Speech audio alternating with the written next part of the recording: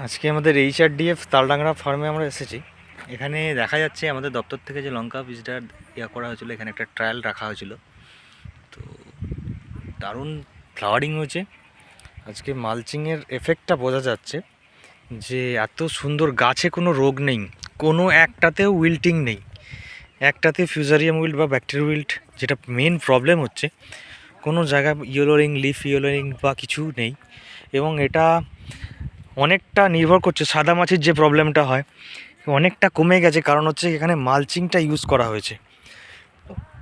পাশেই সেম দিনে একই ফার্টিলাইজার ডোজের প্লট যেটা আমাদের লঙ্কাটা দেওয়া হয়েছে।